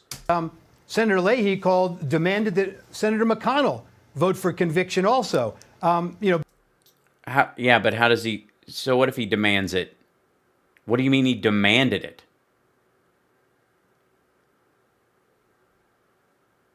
So what if he demands it? Does that demand actually have an enforceable action to it? No. Both sides, everyone, it's clear to them, Donald Trump undercut democracy. How can we possibly Thanks. have a fair trial? Chuck Schumer, Senator Schumer promised a fair and full trial. You can't when you know that the juror and the judge are biased going in. The second thing is, they were witnesses, and this is not a trial. This does not follow the same rules as a trial, dummy. That's why you have to be a better attorney than you are. Thanks, Dan. Does this country really need to see videotapes? We know now, apparently, that Mr. Swalwell and the other managers tend to show videotapes of the riots and people calling Right. Yeah, stuff that the public may not have seen. in, people being hurt, police officers talking. Why does the country need that now? We would stipulate that. Yeah, why? Why would they even need that? Well, if you think it wasn't stuff that was fomented by your client, you'll be able to push back on it. We're both going to look at the same piece of video. There was a riot that went on that day. It was a tragedy. President Trump has condemned violence at all times. Read the words. No, he hasn't. Oh, thank you. He has not condemned violence at all times. He even said, I'll beat you up and or if you beat somebody up, I'll pay your legal bills. That was one of the way he started out. Of his speech calls for peacefulness. This had nothing to do with President Trump. No. We're going to walk down there peacefully and patriotically. What we do when we get there, you got to fight. Whether they want to make sure that you don't rip up garbage cans and park benches on your way there. We're going to walk down there peacefully, but if they don't let us in, I mean, that's the other part of the argument. I don't know that anybody has made that except yours truly, but that's one of the areas where this dipstick's entire legal argument falls apart. Look, you and I are going to go into that bar, and we're going to be very calm. And we're going to express our displeasure at the gentleman inside. However, there is no way we're going to be able to go in this bar ever again and hang out and see bands if we just let this stand, because this guy has been cheating the whole time. See what I mean? He said they were going to walk down there peacefully and patriotically. Didn't say they were going to be that way when they got there. The country doesn't need to just watch videos of riots and unrest. We need to heal now. We need to move forward. Yeah, that's what we need. So he's going to have a message of healing. We need to heal now. The country doesn't need to prosecute Bill Cosby. Think of all the people on NBC, who worked as staff and other cast members who are going to lose their residuals. That's not Bill Cosby's fault. That's NBC's fault for taking the show off the air. Now, granted, you can't give residuals to everybody but one cast member, and contracts are a contract, but you have to take the whole show off. But I mean, what we really need here is unity. We don't need to, right? Joe Biden has a platform. Let's move forward with it, if that's the case. Okay. It is the case, and they don't need any help moving forward with it in this case. And one of the ways you move forward is by dealing with the crimes that have been committed. But that's the whole argument. That's it. That's all this dude has. If they go there, I say you should go there. We'll see what happens. Yeah. David Schoen, good. If they go there, you go there. That's where we go one, we go you, and you go first, and I'll go after you, and then maybe at some point we'll go, and if there's still time, we'll do something else.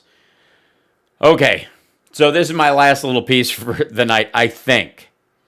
I'm sorry, I was going to show you Bill O'Reilly. There he is. So Bill O'Reilly, this is sorry, that's the wrong Bill O'Reilly. This is a newer picture of Bill O'Reilly. No, there's no Rudy, because he's got to make that video tomorrow, I think. That's what we don't know. That's the thing. Here, I'll make you feel like Rudy's here. Hold on. There you go. It's like Rudy's here. Look, shingles are no joke. And you can get herpes on your face. That said, I don't know what's happening here. Is this just what happens when you have so much awful inside you that you had to bribe someone $30 million to keep quiet? The opening of this is hysterical. Hold on. Poll. There is a poll out of the Hoover Institution. Is there? Well, tell him to zip up. The Hoover Institution is at stand. Rudy's been on Facebook? Where? On his page? I don't think so. Because his stuff hasn't been on, not that I haven't already covered. Hold on. I'm getting called out, so. Oh, nice. Thank you, Christine FF. Let's see. Hold on. Rudy Giuliani, common sense. Because I think, he may have been,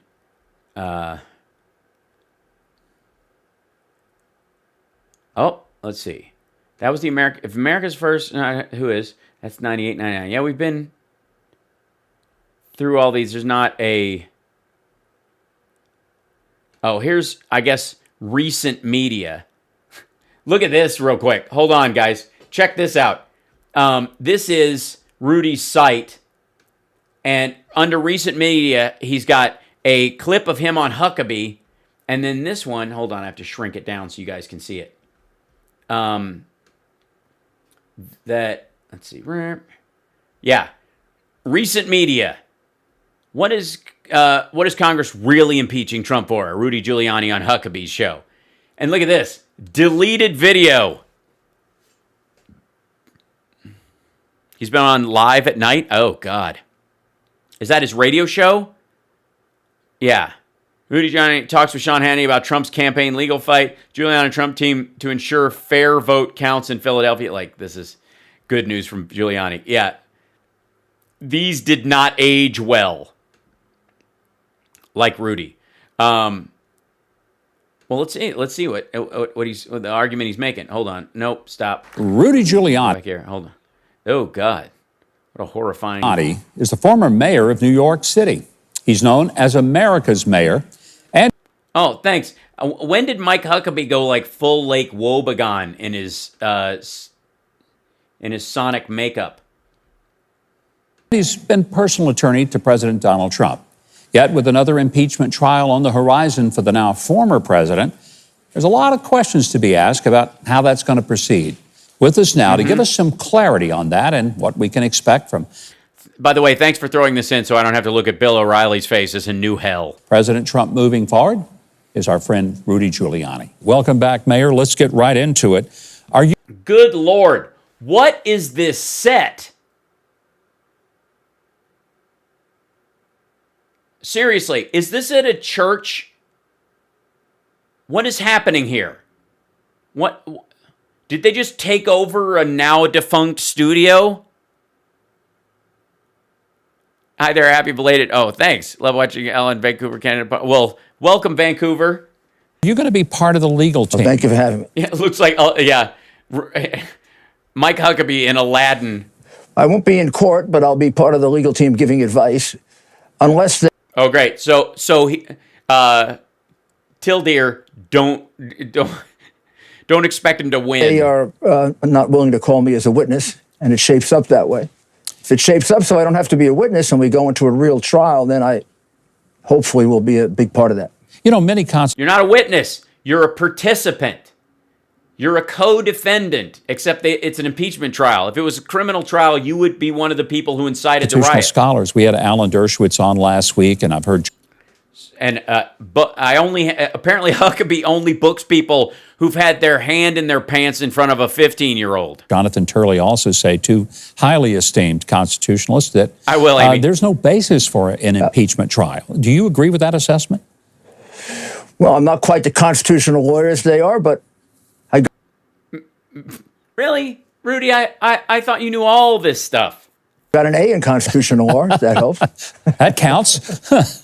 And I argue... Yeah, but to be fair, most of the amendments hadn't been written yet. That's an old person joke. And I argued in the Supreme Court once. Yeah, how'd that go? It's outrageous, Mike. It's not even close. Yeah. I mean, the last What did one I was... say about outrageous? What did I say? What did I say? If somebody ever uses the word outrageous... You caught him. This is outrageous. Yeah, well spotted, Francie. Told you. If they say outrageous, that means they're admitting guilt. It is outrageous. You can they suddenly become like the murderer in a Columbo episode.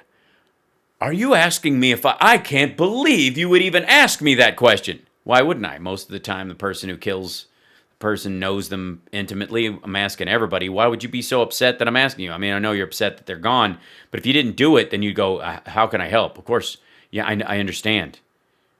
You told me that you have to ask everybody, where they were or what they were doing. But the minute somebody like, where were you on the night that... This is outrageous. That you would...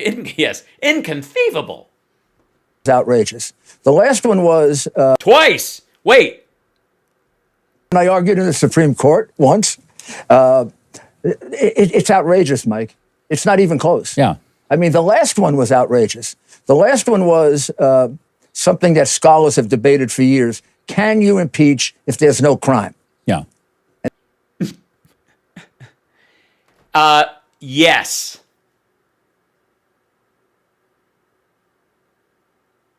Yeah, there can be a situation where high crimes and misdemeanors within what your job is, your violation of your oath, for example, is not a standard crime that most human beings get tried for. You can violate your oath and be impeached for it, even if it wasn't criminal to do so. It was just like a sort of a civil infraction, but you can absolutely be drummed out for a civil infraction of your oath. It means you're not trustworthy. You can't be trusted with the levers of power. That's kind of the entire point. And they decided that they could, which I think is very dangerous and very bad. Huckabee Studio looks like a Las Vegas whorehouse. I wouldn't know, Gabe, but please, are they usually that empty? Because there was no crime. Now they're impeaching him for. This is where he's going to pretend to not know. I don't know what. And he's removed from office. Yeah. Impeachment exists for the purpose of removal. This would And disqualification. Like Rudy just read this on his show. like we deal with this all the time. you What's it like? Oh, good. We're going to get an analogy. I love his analogies. Here we go. Let's hear it, Rudy. Come on, bring it home. I only got 15 minutes or so left in the show. You got to nail us with one of your analogies. It's like one of those times when you run out of time and time didn't matter in the first place. Like that? have a trial for murder. This Hold on. would be like Come here, let's do it. have a trial for murder and the person commits suicide 2 days into the trial, and then you continue the murder trial. Yeah. It's ridiculous. It's a useless.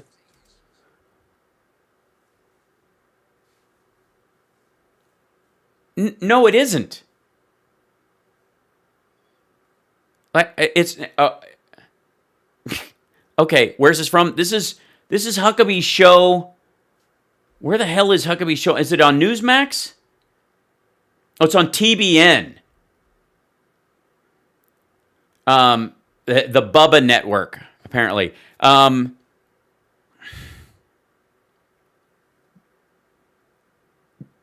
Okay, so the argument, let's work on this, though. Let's work on this murder idea. So somebody commits a murder, and they're on trial for murder, and before they can be found guilty, 2 days into the trial, they commit suicide, and you continue with the trial.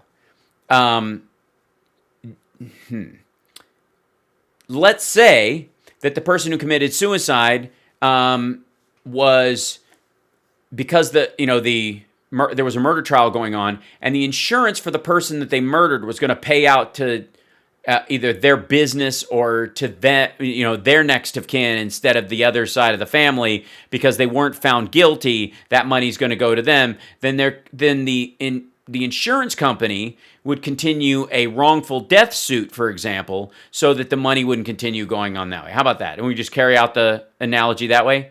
But never mind the fact that Trump is still alive. And, you forgot this. I guess this is okay. Let me back up.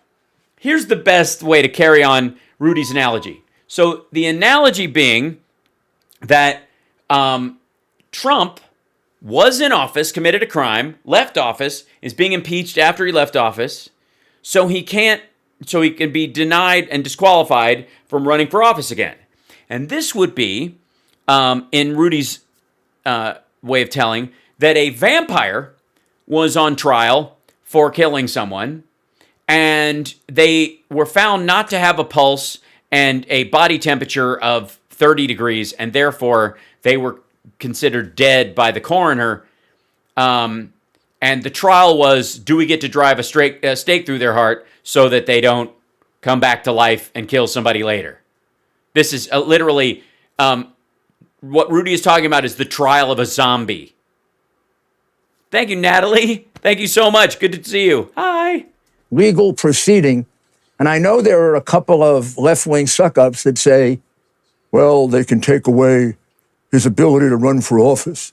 But that's not the purpose of the proceeding. That's a collateral. Yes, it is. It is specifically for that purpose. Consequence of it. Purpose of the proceeding is to remove someone for office. If you remove No, it isn't. No, it isn't.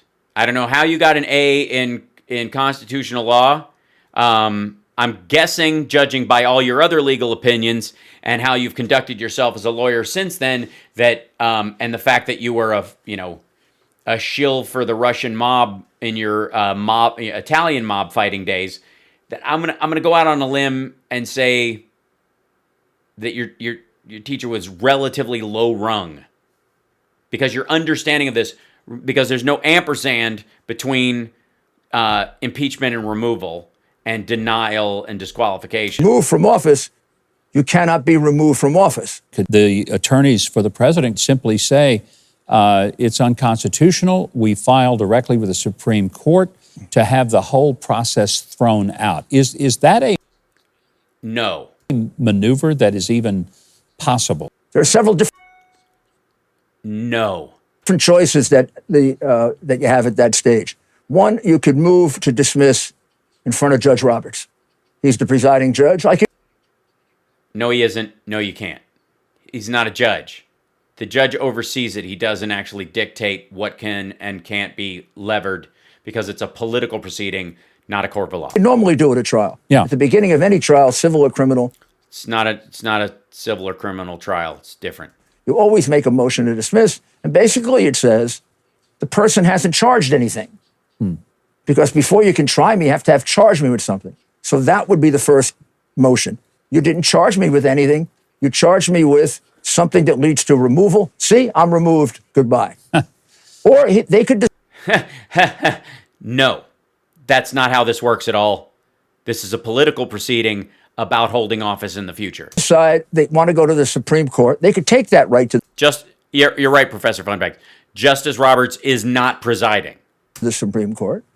Or if Justice Roberts disagrees, they could Why are you showing pictures of him? Rudy, this was a couple days ago. You've known this for at least a week. take it to the Supreme Court. Now, if Justice Roberts agrees and throws it out, He doesn't, he won't, he can't. the Democrats will take it to the Supreme Court. And then we'll get an answer on, can you impeach a president who's removed? Or in essence, can you remove? Yes, they've done it with a judge. No one's above the law. If you can do it with a judge, you can do it with a congressperson. You can do it with the president. A president once he's been removed. I've read that Yes, you can. speech that the president made on January the 6th. I've read it twice. I've watched his speech 3 times. If there is an incitement to riot, I guess I'm not smart enough to see it. Well, I think we've solved the problem. There we go. That is, I was about to say that's precisely the problem. That's not true. It's not that Huckabee isn't smart enough to understand what was going on. It's that Huckabee is a liar and a grifter and is pretending he doesn't know exactly what was said. This is false naivete. But even people like Mitch McConnell have said that the president incited people to a riot. That just seems so far-fetched. He told them to peacefully go to the Go to the Capitol. But what did he tell them to do when they got there? How about this? Tell you what, guys, we're all going to go over there and give them a piece of our mind. We're all going to peacefully walk through my yard. Don't tear anything up. Don't bust anything on the way there. Once you get there, the Capitol. And there have been so many instances in recent history where politicians have said, go to the Capitol. I mean, Cory Booker has said it. Kamala Harris has said it. All kinds of people have said, go to the Capitol and get up in the faces of your representatives. But the president certainly didn't say, go vandalize the Capitol, fight with the police. Nothing even comparable to that. So the basis... No, very specifically comparable to that. Very specifically, where it's called Stop the Steal. You're not going to stop it by being weak. You have to be strong. You're going to have to show strength. And if Mike Pence doesn't do what he needs to do, I'm going to be very upset. I'm going to change my mind about them. But we're going to walk down there peacefully and patriotically. We're going to walk down there, and I'm going to walk down there with you. But if those people think that they're going to do this, right. Of the whole idea of impeachment, even if he were still president, seems to be ridiculous. Well, that's because you're a liar and Rudy's dumb. Right. You're absolutely right. Incitement is a very specific and very well-defined crime. I believe the case is Brandenburg. And the Supreme Court made it very difficult to convict for incitement because it gets so close to free speech. That's because that is they're talking about that in a court of law. the ruling for impeachment, removal from office, and disqualification from running for future office is lighter than that, because this is not a court of law. Where's the end? When we get into politics and we get into the end is, don't tell them to go down there and fight like hell. Major political issues, people get emotional. They speak sometimes in angry language. The question is, did that angry language lead to incitement? So now look at the crowd. According to the crowd, it did. But please, Rudy, tell us how it was all Antifa. I've watched it also 4 or 5 times. Plus, I was there. I gave a speech, and I was there live. The crowd was too cold to get excited.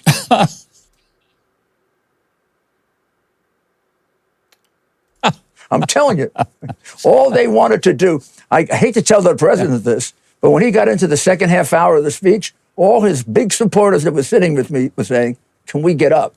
And I was telling him, no, it'll look embarrassing if you get up. Not because the speech wasn't good. Yeah. The poor people were freezing to death. Yeah, you're like, I'm freezing my ass off. Can we go kill somebody now? It looks warmer in the Capitol. Let's bust a window.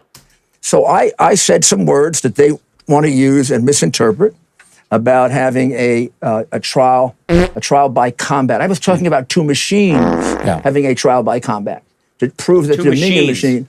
Two machines having trial by combat. It was like real steel with Hugh Jackman. Well, I have to tell you, I'm not sure the audience even understood it, much less got incited by it. And the applause was something like this.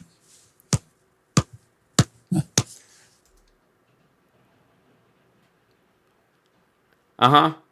Yeah, Rudy, I know. Bring on Trump. We're awaiting orders. Incitement is when the people jump up, they run out of the speech, and they go burn the house down. That's basically which a bunch of them did. They left early because they took Trump's initial argument that they were going to have to fight like hell. They didn't hear the peaceably part or the patriotic part. It was one line in the teleprompter that he put in later in the speech after a bunch of people had already left. And he said he was going to meet them down there. So they wanted to get a pole position. What incitement is. That your language was so powerful, that your language was so clear, that they just got the message and they ran right from there and boom.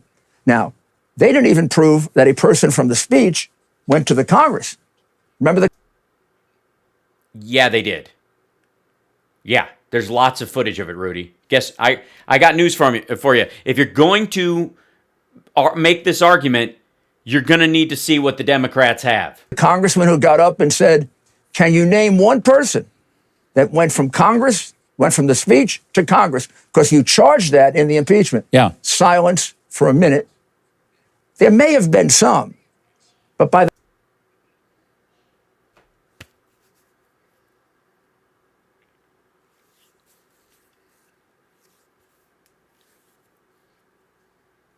the time they got there, everything had been done, which had been organized. It was organized 4 days before the speech by groups like Antifa. 4 days? Yeah. And Gofar, and 2 others that I'm not as familiar with. But I have the text inviting people there to cause trouble. 2 different events entirely. Well, do you have any messages from Alex Jones? How about stuff from Sidney Powell and Lynn Wood? Mayor, it is always great to hear from you. And I appreciate your perspective because you were there. You know, and I hope that there will be wiser. He wasn't there. He was in the tent. And then he spoke, and then he sat down and listened to Trump, and then he went home. Heads that will prevail in all of this. But it is important to hear from you. And I hope... Nice, Jess. Our audience made a decision. will follow the mayor on social media at Rudy Giuliani. Also, take a listen to the show, Rudy's Common Sense. It's on YouTube and Rumble. You can also go to his website, It's on Rumble now. GiulianiCS.com. And if you happen to be one of those deplorables in New York and haven't left yet, listen to his radio show every afternoon on Talk Radio, 77 WABC in New York, or you can stream it online. Well, that's exciting. Hold on one second. That's for me. Hold on. Let's see. WABC, Rudy Giuliani. See if I can figure out. Let's see. Rudy Giuliani, 77 ABC. When's that show on? Let's see. It's When is it on live? So he's 6 to 9 is Mark Levin. Jesus. 1-821. Where is this? Giuliani on 7. When is this? When does it show? When is it? At former mayor.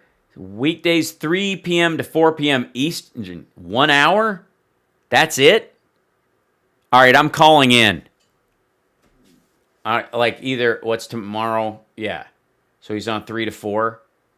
Does he take calls right from the top? Do I have to call in before? Is that number 800-848? Okay, so this is Rudy's show. Rudy Giuliani on 77 ABC. Chat with the mayor, Rudy Giuliani, who it's a show that runs in New York where he's not the mayor. And then Mark Levin's got a show on 2 stations there that they both own. And undermine, and more importantly, how it can be recovered. And friends, we are in a fight of defense of our family and faith and freedom. So let us draw on the best. And yes, the 4 Fs. Past with Hillsdale's guidance to save the greatest nation on earth, and that's what we're talking about. So begin learning today at levinforhillsdale.com. That's Levin for Hillsdale.com. Levinforhillsdale.com. Now stay. What is Mark Levin running for? Hold on. For Hillsdale, Dinsdale. Levin for Hillsdale College.com. What is it?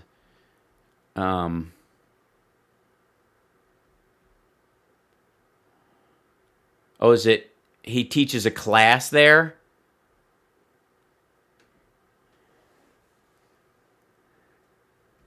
Oh my God. We may have found a gold mine. Hillsdale College's Constitution 101, the meaning and history of the Constitution. Welcome to Constitution 101. These are 30-minute lectures. Oh, this might be a whole separate show. Good Lord. Hillsdale has a bunch of, they got a bunch of stuff on here. They got a bunch of things about, what is it? Hillsdale founded in 1844, learning education. These free, not for credit cards, are taught by Hillsdale College faculty and are taught by Levin for Hillsdale. Is this are we supposed to believe that Levin is, take the Mark Levin challenge, select a talent, oh God. Take the Supreme Court quiz and get a free pocket Constitution declaration. First, put that thing and copy there. There's a bunch of the dudes. And here's a copy of the Pocket Constitution from Hillsdale College. You can get your own copy there. Yeah, so maybe, let's see. That's frightening. Heidi. Oh my gosh, thank you, Heidi, for becoming a $10 patron for the year. I appreciate that. Thank you very much. And thanks to everybody who bought merch today. That was shocking and lovely. You missed the Gaylords? Me too. Oh, we should definitely do should I take Hillsdale's online Constitution class live on the internet? Make that every couple of days, just do a whole class at a different hour of the day, not in my regular show, but like in the morning or something like that. Get in there, learn something, just start learning. Get in there, 30 minutes, 12 lectures, learn it, learning. Who's your instructor? Who is it? It doesn't say. Is there an instructor? I don't know. Or is it just videos? Super good. Okay, I'm going to sign off and I'm going to look into that. It's already 5 o'clock. So, yeah, let's see, how many patrons do we have right now? It's a good question. Yeah. Oh, Audio Girl, thank you. Hold on. My watch was paused from my workout from earlier. Dan, thank you very much. Appreciate that. Thank you very much. Appreciate it. And let's see. Did I miss one in there? I will check just to make sure. I don't want to leave anybody behind. Oh, thank you, Dan. Thank you, Jennifer. Oh, thank you for keeping me sane. Love Audio Girl Jen. Oh, bless you. And Mark says, halibration. Thank you very much. Dan says, love your Facebook Live shows. Keep up the great work. Appreciate that. And then there was one more. Lisa. Oh, Lisa, thank you so much. Watching Hal Sparks. Love you guys. Thank you very much. Rudy is still live on where? On Facebook? Good Lord. 16.8 today, moving on 17K. I know, we got to get to that 17,000 number. So don't forget to like and subscribe. Give us a thumbs up. Spread the show around. Let your friends know. I know it's long form. I know it's late. I know you're weary. I know your plans. Don't include me. Don't include the right. Wow. A She Waits shirt. That's lovely. Told her all I'll ever want and all I'll ever need is just enough to make me leave. I was very, very proud of that lyric. I really was. All right. Still am. So we will, I'll see you guys tomorrow at a regular time. And tomorrow at 11, I'm doing a live stream with Stuttering John, showing him some more streaming tips and stuff. If that any of that stuff interests you at all, please join us for that. It's funny anyways, even if it's not your thing. Amy, I'm glad you like the mug. Yay! I should start wearing my own merch on the show if I'm just going to be super cheesy, right? What's up, Moto? How you doing, man? And we don't know when the next gaming thing is. I'm still setting up the other room, and I've been behind because of the show every day and the rest of life crowbarred around it. Yeah, I should. So I will see you guys tomorrow at the regular time, and then of course I'm going to do that extra thing, and then I think I might have to go online and take the Hillsdale challenge. I don't know if I have to wear a Jughead crown. All right, I'm going to leave you on this before I take off. For the record, this is a true story. All of 4th grade, I wore a Jughead crown to school that I made myself out of cardboard and tinfoil with the little circle and the triangle and the square on it. Can you do a segment on the pipeline? Oh, on the Keystone XL? Sure. Nice. Awesome. Some Zoltan hoodies happening out there. And you guys gotta like take a picture, put it on your Instagram or something, and share it with me, or share it with me on Twitter. Yeah. So I wore, dead serious, I wore a Jughead crown when I was in 4th grade every day. Why? It's a great question. Because I was weird, Bill. Because I was weird. I don't know that I have a picture. I have to find that. Yeah. So, anyways, I'm sure my mom has at least one. I do, Kip. There you go. I was 9 because I was young for class. I was always. In most of the grades I had, I turned that age in the year. Like we started in late August or beginning of September. My birthday's in September, so I was the youngest person in my class most of the time. So, yeah. I was the Joker? No, I was the class clown. I was not, yeah. I graduated in 88, audio girl, because I lost a year's worth of credits when I moved from Kentucky to Chicago. So, yeah. But that's, yeah, I just thought I'd throw that. Anyway, so so my birthday was in September, and it meant that I ended up graduating with people my age, which was fine. So it worked out. And it also gave me the ability to take like AP classes that I wouldn't have taken as a comedian. So there you go. So 85, there you go. Class of 2015. Look at you getting in there early. Your pension was already vested. That's amazing. 77. That's when Summer was born. So, all right, I'm gonna leave you guys. I will see you guys tomorrow. Have a great night. Thank you guys for hanging out. I've got Masons tonight, so I got to bug off and get ready for that. And then we're just doing it virtually these days, as you have to. And then I will see you guys tomorrow who join us for the class at 11 a.m. Pacific time. And then if not, I'll see you guys in the afternoon at 3. Lord knows there's going to be... And tomorrow's the day when Rudy's supposed to do his retraction. If he doesn't do it by Wednesday, he's getting sued by the Lincoln Project. I can't wait. Super exciting. Yeah, super excited. So I will see you guys tomorrow. Okay, peace and be wild. We'll see you later. Bye.